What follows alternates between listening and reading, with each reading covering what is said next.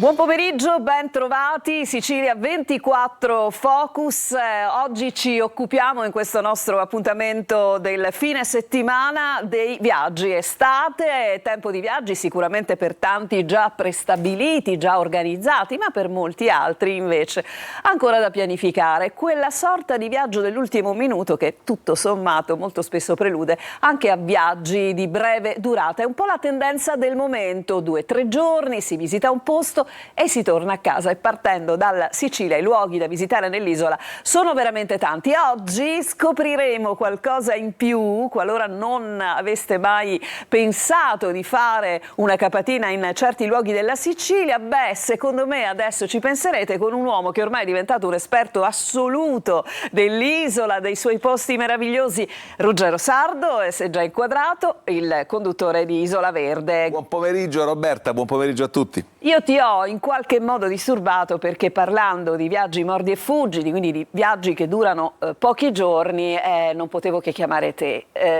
Tu stesso, che so sei comunque un viaggiatore, che ami la tua terra e che magari tanti luoghi li conoscevi già, hai con la trasmissione scoperto dei gioielli che invece non sapevi nemmeno esistessero? Ma guarda, ti rispondo dicendoti semplicemente mamma mia. Io mi ritengo di essere una persona fortunata, un privilegiato, perché grazie a Isola Verde, quindi grazie alla dottoressa che saluto, grazie ad Antenne Sicilia, a Telecolor, è cominciato per me e per la nostra troupe un viaggio bellissimo.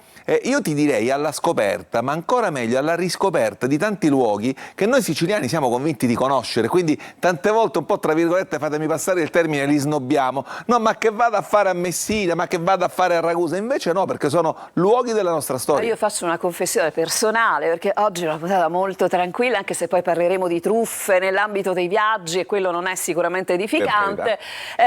Io stessa, dovendo fare un paio di giorni fuori, ho chiamato Ruggero, ho detto: pronto Ruggero, scusa, dove posso andare? Capita spesso. Capita spesso. Capita spesso che amici piuttosto che conoscenti, ma anche persone che mi contattano attraverso i social, mi chiedono un giudizio un po' come se io fossi un recensore, no? Sì. E io do i miei consigli personali, perché poi ognuno di noi ha i propri gusti. Sicuramente va detto che in Sicilia il 98% dei luoghi sono stupendi, perché ci permettono di goderci l'aspetto naturalistico, paesaggistico, che è bello, l'aspetto culturale che in Sicilia non manca mai, e tante volte ci si può collegare anche l'aspetto legato alla tradizione piuttosto che alla leggenda. Insomma, si visitano posti e si scoprono storie meravigliose. Questo è quello che facciamo con Isola Verde, questo è quello che faccio io. A te dove ti ho mandato? Allora, tu mi hai consigliato di andare, sembra strano perché uno dice i luoghi, i borghi, però mi ha detto vai a Palermo. Sì, bellissimo. Perché in effetti è verissimo. Vero, me lo ricordo. Perché tu mi hai detto, guarda, che sembra quasi scontato, eppure in una città così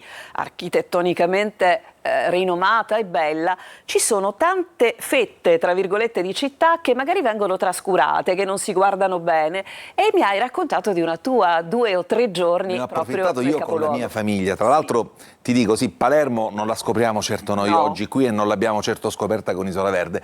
Ne abbiamo raccontato alcuni aspetti magari meno noti, e che so, se tu vai a Palermo e vai a Palazzo Reale, ma lì veramente puoi stare un giorno e fare una gita intanto adatta a tutti, dai più piccoli ai più grandi. Tu lo sai, io ho 3 bimbi, una ragazzina di 12, il maschietto di 10 e la bimba di 5, che si sono divertiti, perché ognuno di loro, dal parco all'esterno, alla storia del principe e del re, all'opera d'arte, perché mia moglie è esperta di opera d'arte, insomma ho accontentato tutti, in una città, Palermo, che devo dirti negli ultimi anni sta vivendo un nuovo splendore, quindi è bello per questo. Allora, però è chiaro che Isola Verde ci ha mostrato delle bellezze anche attraverso delle immagini davvero uniche, e allora guarda, ci sono un paio di luoghi che Vediamo andiamo che a me li rivedere. ricordi, perché ne abbiamo fatti talmente tanti. Ti ricordi tutto sicuramente. Guarda, andiamo subito alla cattedrale di Noto e non scopriamo niente, in quanto a bellezza lì c'è veramente da restare senza parole. Noto è certamente una delle mete turistiche da parte dei turisti che vengono anche da fuori Italia, da tutto il mondo. però chissà quanti siciliani, per esempio, non ci sono andati. Non conoscono la cattedrale, non conoscono le viuzze.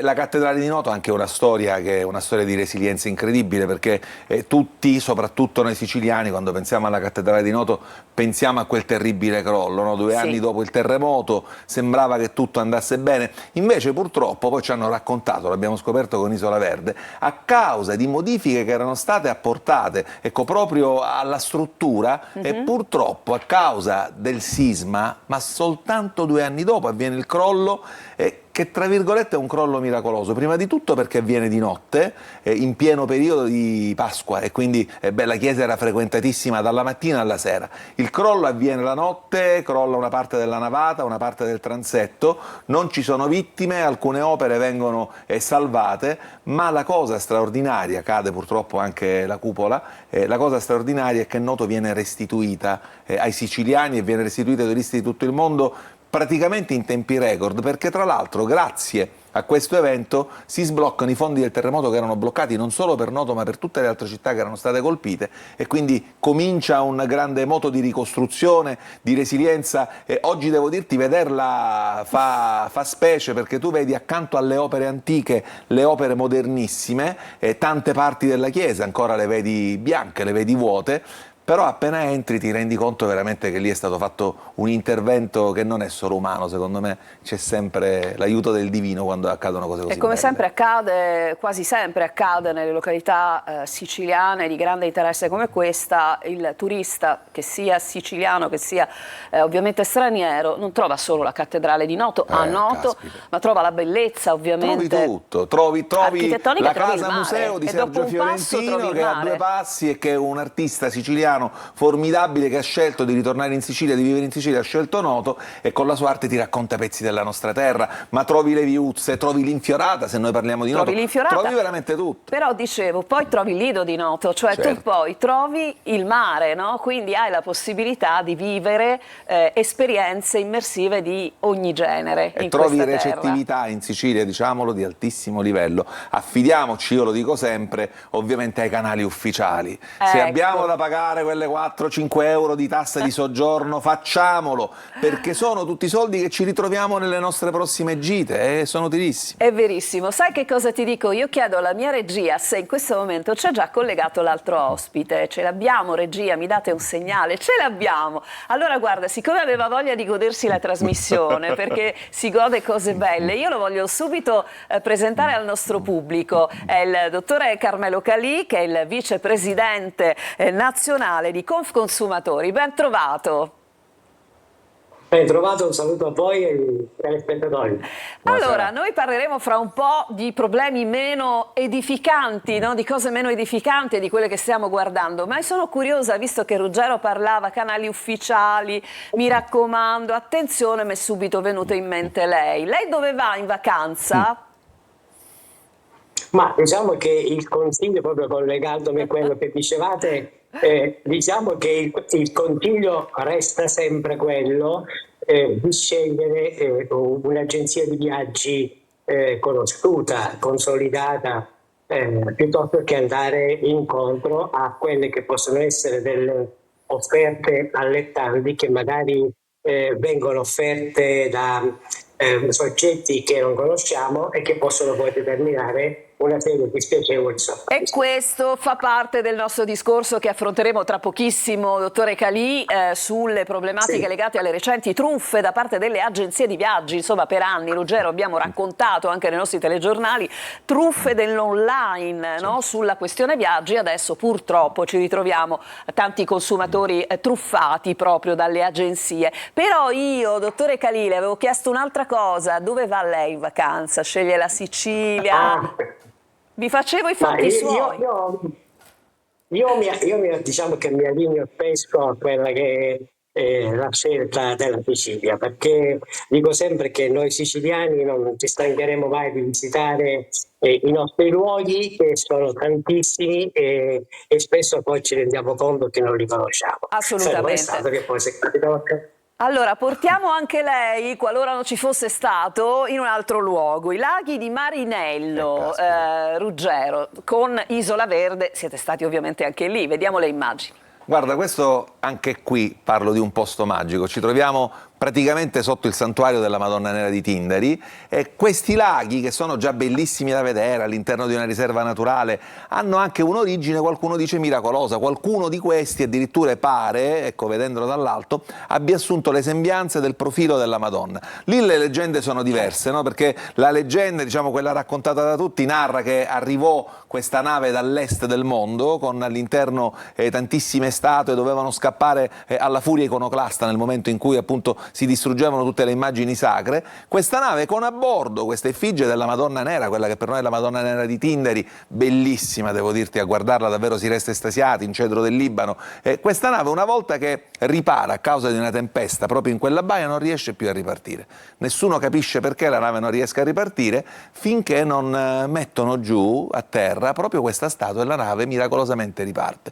Questo vuol dire che la statua ha scelto quel posto, quindi viene salita a spalla dai devoti e viene portata lassù, dove poi nasce questo meraviglioso santuario. L'altra leggenda narra che invece andò lì una mamma con una figlia malata e purtroppo appena vide la Madonna del Tindari restò stupita perché era nera ed esclamò che la Madonna era brutta. E quindi la bimba le rotolò in mare, ma la bimba poi il mare la restituì sana e salva, e quindi da lì l'altra leggenda che si collega a un altro posto magico. Quello che noi vediamo ovviamente è il santuario così per come è stato rifatto, il santuario originario praticamente alle spalle, un po' a destra, ma anche qui devo dirti è un altro di quei luoghi nei quali appena entri resti rapito da queste immagini di questa bellissima Madonna Nera che sicuramente non è soltanto terrena. Io poi ho la fortuna di crederci, quindi lo so. queste cose ci tengo. E adesso ci spostiamo ancora, no? Perché dove mi porti? ti Dove porto alle Saline. Alle Saline. Siamo nel Trapanese, le Saline. Allora, qui credo nel dettaglio, credo che qui siamo a Marsala. Queste credo siano le saline di Marsala, ora vediamo, lo capiremo dalle immagini. Comunque quando parliamo di saline parliamo sia di Trapani che di Marsala, perché sappiamo bene quanto l'industria del sale allora fosse assolutamente importante. Forse questa è Trapani, sai, probabilmente queste sono le saline di Trapani.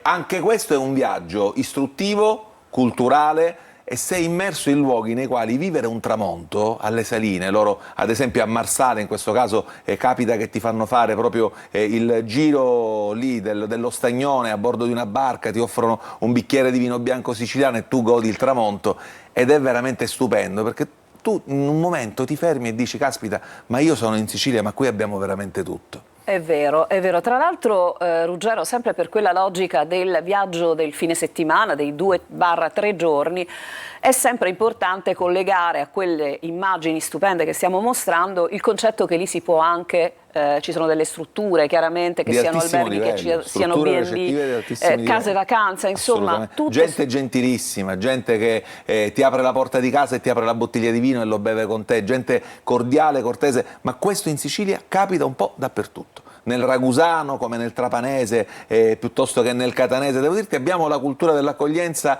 sempre più spiccata e per fortuna tanti turisti hanno ormai la cultura di saper fare gli ospiti, perché certe volte a noi italiani soprattutto capita di non essere dei buoni ospiti. Tante cose quest'uomo ha imparato in questi viaggi, tante le conosceva già, tante ovviamente le conosce perché ha lavorato e lavora nella trasmissione.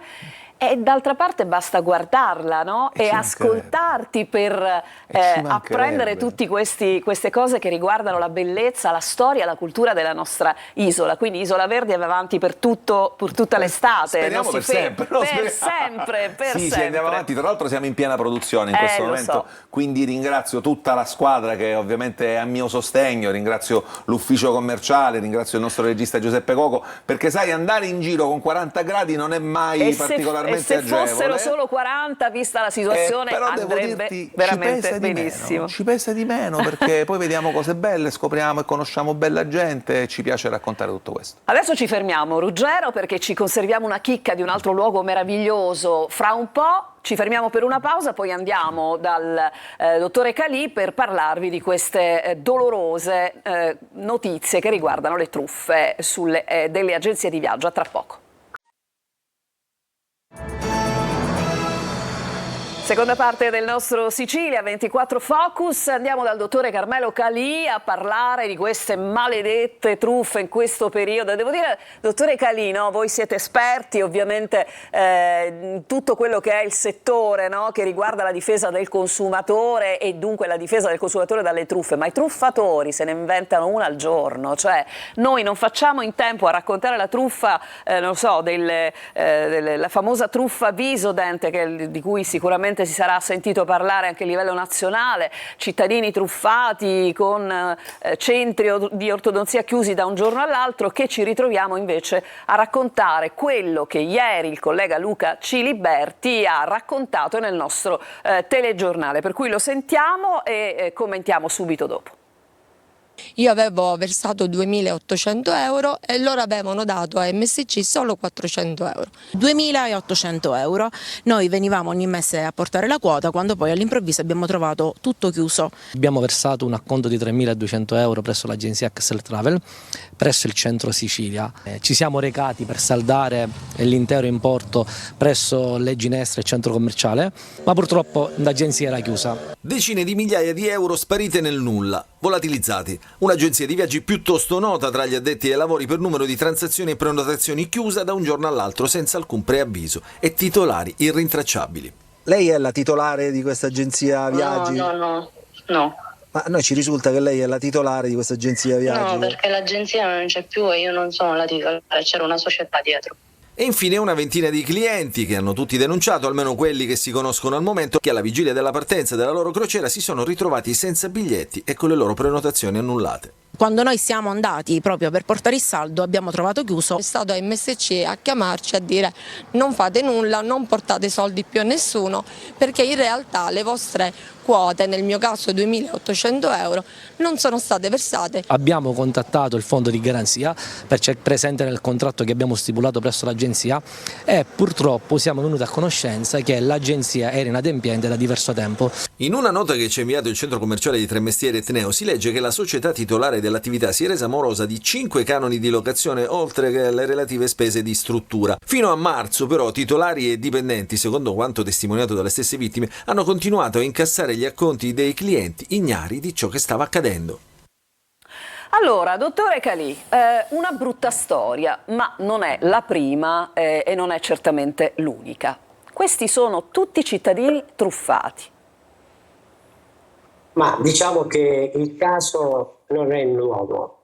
Anche noi in passato abbiamo avuto casi analoghi, anche con la stessa MSC, che poi si è risolta positivamente, adesso spiegherò perché.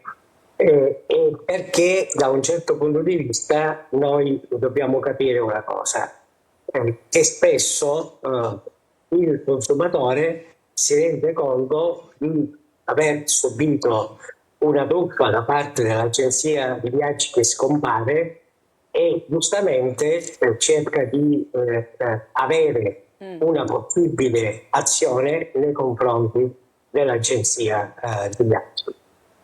Questo non basta, perché vi sono innanzitutto due questioni. La prima è appunto l'obbligo di stipulare una polizza assicurativa che le agenzie di viaggio hanno, perché lo prevede il codice del turismo. Poi certamente ci può essere l'ipotesi che questa polizza non è stata pagata, quindi non è attiva. Però in ogni caso c'è questo obbligo, quindi bisogna verificare da questo punto di vista se vi è una polizza assicurativa che può consentire la copertura di questo rischio, di questo inadempimento. Dottore Calì, mi perdoni, aspetti un momento. Allora, lei sta dicendo che nei contratti che si stipulano con le agenzie di viaggio ci devono essere delle clausole. No. Un attimo solo, cioè io devo firmare barrare quel posto dove c'è scritto assicurazione in caso di, ma a rispondere in caso di problemi è sempre l'agenzia? Allora, questa se l'agenzia poi scompare, pure l'assicurazione lascia il tempo che trova. No, se l'assicurazione è attiva e quindi è stato pagato il premio, l'assicurazione deve corrispondere ai turisti le relative somme. L'agenzia ha l'obbligo di stipulare una polizza assicurativa professionale, lo prevede in più parti il codice del turismo. Poi la questione che dice, poi c'è la questione che solleva lei, che è importante per capire come il consumatore ha qualche speranza. Certo. Perché tutto non viene circoscritto al rapporto tra consumatore e agenzia di viaggio. Vi è una chiara responsabilità anche del cosiddetto tour operator. Per andare al caso in esame, MSC è un tour operator a tutti gli effetti come organizzatore del viaggio. Allora, sia che sia una crociera, sia che non sia una crociera, in base alla Convenzione di Bruxelles del 1970, che poi è stata recepita in Italia, il contratto che viene stipulato viene concluso tramite un intermediario, quindi tramite l'agenzia e il consumatore, si ritiene sottoscritto direttamente tra il tour operator e il consumatore. Ciò significa che il consumatore ha la possibilità di agire anche nei confronti del tour operator. Sì, però io mi domando, mi perdoni, però io mi domando una cosa, siccome lei ha parlato di MSC, vorrei un attimo specifichiamo questa cosa, no? Diciamo il tour operator in questione sostiene di non aver ricevuto i soldi che sono stati versati dai cittadini, quindi diciamo è sempre l'intermediario, no? A dover diciamo rispondere in termini finali di una cosa di questo genere, perché MSC dice io non ho preso i soldi, io non ti confermo nessuna prenotazione. No, e questo è il problema. Se al momento del versamento dell'acconto i consumatori hanno ricevuto dal tour operator, chiunque esso sia, la conferma della prenotazione, il fatto che poi queste somme non siano state versate è un'altra questione, ma il cosiddetto organizzatore, il tour operator, nel momento in cui il contratto è concluso e dà la conferma, è obbligato nei confronti del turista consumatore a tutti gli effetti, quindi ha l'obbligo o di rimborsargli le somme o di garantirgli il viaggio. Qualsiasi rifiuto alla partenza è del tutto illegittimo, perché il contratto, anche se sottoscritto tramite l'agenzia, è concluso tra tour operator e consumatore. Non perché lo diciamo noi, ma perché lo dice la Convenzione di Bruxelles. Benissimo, quindi diciamolo dottore Calì, alla fine questi cittadini in qualche modo la speranza di riavere i loro soldi ce l'hanno, no? Proprio alla luce di quello che sta dicendo lei. Ce l'hanno. Certamente, secondo me qui bisogna valutare il caso concreto, però a mio avviso vi è una obbligazione da parte del tour operator. Senta, ci sono i termini per aprire una class action su cose come questa, avvocato? Ma diciamo la class action riguarda tutta una serie di fenomeni diffusi in virtù dei quali ci può essere un comportamento diciamo illegittimo nei confronti di una molteplicità di consumatori, quindi anche la normativa è abbastanza chiara e quindi questi per quanto estesi diciamo non possono portare a una class action, però certamente molte volte noi chiamiamo a class action quello che può essere un'azione, chiamiamola collettiva, di un gruppo, come in questo caso di persone che ha subito un danno e quindi ritiene di dover esercitare i propri diritti. Più volte noi ci siamo ritrovati ad assistere turisti nelle stesse condizioni. Abbiamo avuto un gruppo di turisti, quindi una trentina di turisti, i quali il 22 agosto dovevano partire il 24, hanno avuto comunicato che non potevano partire, quindi figurati.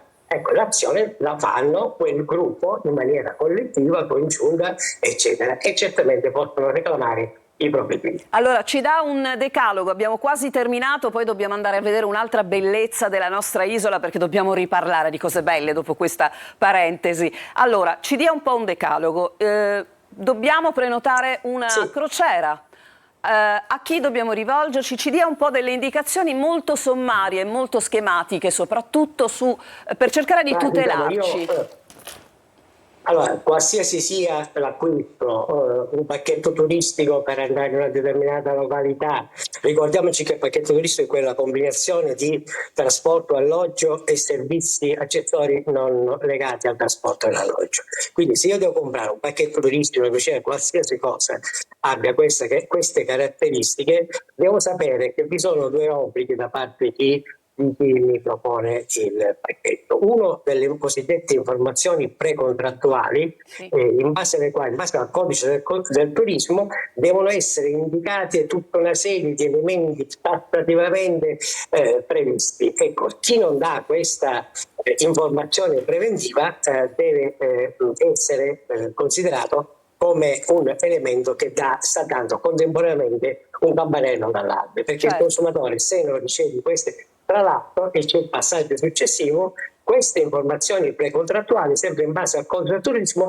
diventano vincolanti per il contratto di pacchetto turistico, che poi deve essere versato e deve essere stipulato successivamente dopo la scelta, e non si può versare nessun acconto se non c'è il contratto di pacchetto turistico. Quindi chi vi chiede di versare somme in assenza di una preventiva sottoscrizione del contratto, anche questo vi sta dando un elemento indicatore. Questo è nella fase decisiva, e quindi bisogna prestare la massima attenzione in questa fase. Bene, allora ho colto che io ero praticamente alla fine, il Presidente lo sa che insomma abbiamo finito il tempo. Io la ringrazio veramente per la sua disponibilità e naturalmente speriamo che questi cittadini possano essere rimborsati di queste cifre, anche perché Ruggero, diciamolo Presidente, insomma il viaggio è un po' il premio di un anno dopo il lavoro, dopo la fatica. È veramente bruttissima questa cosa per tutte le persone che si sono ritrovate in questa situazione. Grazie dottore Calì. Le immagini con le quali chiudiamo, carissimo Ruggero, sono quelle della Scala dei Turchi. Luogo di una bellezza incantata, abbiamo raccontato tante volte, no? le nefandezze di aggressioni proprio fisiche di persone su una Scala dei Turchi che al tempo non poteva essere praticata dai turisti, ma che adesso invece, secondo una recente disposizione, potrà vedere un turismo, diciamo, controllato, numerato, intelligente. Ma questo è davvero un luogo incantato, diciamo la verità. È in Sicilia. È in Sicilia. Roberta, è in Sicilia come tanti altri posti meravigliosi. E tra l'altro io dico pure, e tante volte pensiamo, no, ma sai, non ho neanche il tempo, ma ho soltanto un giorno. E allora io vi dico, scopriamo le nostre città. Non c'è bisogno che ci spostiamo, anche se si tratta di spostarsi di provincia, perché magari è complicato. Se siamo di Palermo scopriamo Palermo, se siamo di Catania scopriamo Catania. Io ti dico, ad esempio, a Catania possiamo scoprire la Catania sotterranea, la nostra cattedrale. Possiamo andare alla scoperta dei Benedettini, che sono un luogo magico che noi abbiamo raccontato in lungo e in largo a Isola Verde, e che riserva tante storie, tanti racconti che poi hanno a che fare con la storia, con la geografia, con la cultura. Insomma, sono pezzi di storia della nostra vita, e noi, secondo me, se questi posti tra l'altro li visitiamo con le nuove generazioni, con i nostri figli, non facciamo altro che essere testimoni intelligenti. E d'altra parte, insomma, non è necessario, per sentirsi turisti, prendere un aereo e fare 10 ore di volo. Lo si può fare anche in un'altra maniera estremamente edificante, e anche per sentirsi un po' orgogliosi, no, di quello che abbiamo nel nostro territorio. Allora, abbiamo salutato il Presidente, il Vicepresidente di Confconsumatori Carmelo Calì, e adesso saluto te, carissimo Ruggero. In bocca al lupo per questa estate piena di spettacoli, perché lui non si ferma mai. Io me lo chiedo sempre, come fa? Passa da uno spettacolo all'altro, una sera in un posto, tempo di tanto in tanto per una pizza. Per una pizza. Se basta. Ah, ci dobbiamo prendere una pizza, lo diciamo pubblicamente. Assolutamente. C'è anche la zona individuale. C'è anche la zona. Sì. Vabbè, questo poi lo racconteremo magari in un altro contesto. Grazie a Ruggero Sardo. E naturalmente a tutti voi, godete le immagini e lo spettacolo di Isola Verde sulle nostre reti. A tutti un buon pomeriggio. Sicilia 24 Focus tornerà nella versione sportiva lunedì alle 14:30.